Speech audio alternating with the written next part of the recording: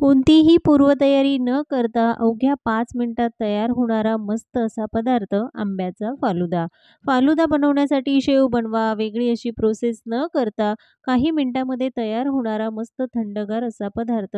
मग चला बनवूया आजची ही मस्त अशी रेसिपी. पण त्याआधी तुम्ही जर चॅनलवर नवीन असाल तर शगुन्स किचन मराठी या चॅनलला सबस्क्राईब जरूर करा. थंडगार असं फालुदा म्हटलं की सगळ्यांच्या आवडीचा पदार्थ आणि हा बनवणं तितकंच सोपं आहे. एवढ्या साहित्यामध्ये 4 ते 5 व्यक्तींना पुरेल इतका फालुदा तयार होतो. यासाठी घ्यायचं आहे 4 कप दूध. वजनी प्रमाणात बघाल तर 1 लिटर दूध आहे आणि कोणतंही दूध वापरू शकता, गाईचं असो किंवा म्हशीचं. तर दूध गरम करून घ्यायचं आहे. 5 ते 6 मिनिटांमध्ये दूध छान गरम होतं. त्याला चांगली साय आली की ती साय देखील दुधामध्येच मिक्स करायची, म्हणजे दूध थोडंसं घट्टसर होईल. तुम्हाला जर एवढ्या प्रमाणात बनवायचं नसेल, तर अर्धा लिटर दूध घेऊनही फालुदा बनवू शकता. दूध चांगलं गरम झालं आता लगेचच यामध्ये घालणार आहोत फालुदा प्रीमिक्स. मँगो फ्लेवरचं विकफिल्ड या ब्रँडचं मी हे प्रीमिक्स वापरलं. डीमार्ट किंवा किराणा स्टोअरमध्ये सहज उपलब्ध होतं. प्रीमिक्समध्ये वेगळी अशी साखर किंवा कोणतेही वेगळे पदार्थ घालण्याची अजिबात गरज नाही. फालुदा म्हटलं की त्यामध्ये सगळ्यात महत्त्वाचा जो घटक असतो ते म्हणजे त्यामध्ये वापरल्या जाणाऱ्या शेवया. तर त्याही बनवण्याची गरज नाही. अवघ्या 5 मिनिटात तयार होणारा हा फालुदा. रंग तर सुरेख येतो पण चव देखील अप्रतिम लागते. बनवायला अगदी सोपी ही रेसिपी. दूध गरम झाल्यानंतर गॅस कमी आचेवर ठेवायचा आणि हे प्रीमिक्स त्यामध्ये घालायचं आहे. जर 1 लिटर दुधापासून फालुदा बनवायचा नसेल तर अर्धा लिटर दूध घ्यायचं आणि जे प्रीमिक्स आहे ते देखील अर्धच वापरायचं.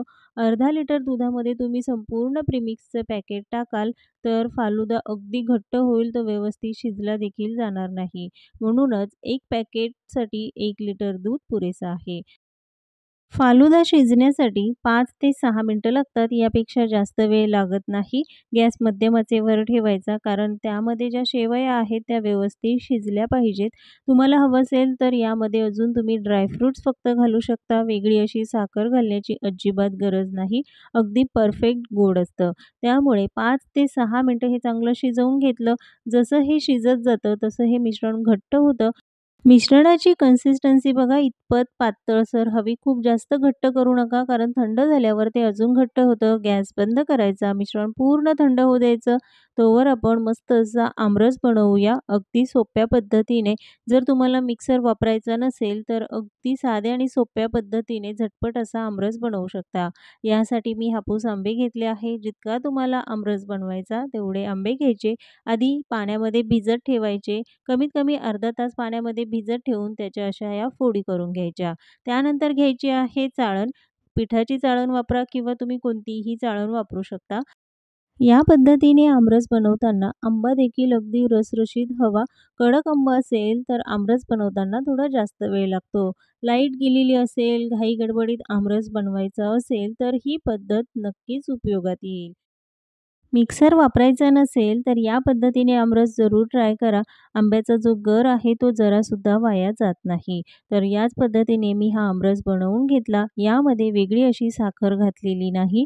आंब्याचा जो गोडवा आहे त्यामध्ये आमरस खायला देखील छान लागतो. पण जर तुम्हाला आवडत असेल तर थोडीशी पिठी साखर घालू शकता. आता आपण आंब्याचे कापही करून घेऊया. आंब्याचे असे छोटे काप करून घ्यायचे आहे. फालुदा खाताना आंब्याचे काप दाताखाली येतात तेव्हा खायला खूप छान लागतात. एका आंब्याचे मी हे काप बनवून घेतले. थंड झाल्यानंतर फालुदा बघा इतपत घट्टसर झाला आहे. पूर्ण थंड होऊ द्यायचं. थोड्या वेळ फ्रीजमध्ये ठेवलं तरीही चालेल. यापेक्षा घट्ट बनवू नका, नाहीतर फालुदा खायला चांगला लागणार नाही. त्यानंतर एखाद्या वाटीमध्ये किंवा कपामध्ये, ग्लासामध्ये तयार केलेला फालुदा 2 चमचे घालायचा आहे. भिजवलेला सब्जा, थोडेसे ड्रायफ्रुट्स घाला. त्यानंतर आंब्याचे काप घालून घ्यायचे आणि त्यानंतर घालायचा आहे मस्त असा आमरस. आंबा, आंबा आणि सगळीकडे मस्त आंबा. कारण आंब्याचा सीझन म्हटलं की आंबा व्हायलाच हवा. त्यावर थोडेसे ड्रायफ्रुट्स, टुटी फ्रुटी आणि घालायचे आहे व्हॅनिला आईस्क्रीम. त्याऐवजी मँगो आईस्क्रीम वापरली तरीही चालेल. वरतून थोडीशी सजावटीसाठी आंब्याचे काप घालायचे. खाण्यासाठी तयार आहे मस्त थंडगार असा मँगो फालुदा. बघता क्षणी खावंसा वाटेल इतका चविष्ट आणि बनवायला तितकाच सोपा. अवघ्या 5 ते 10 मिनिटात तयार होणारी ही रेसिपी कोणतीही पूर्वतयारी न करता तुम्ही 5 ते 6 व्यक्तींसाठी फालुदा तयार करू शकता. आजची रेसिपी कशी वाटली कमेंट्समध्ये जरूर सांगा. पुन्हा भेटूया एका नवीन रेसिपीसोबत.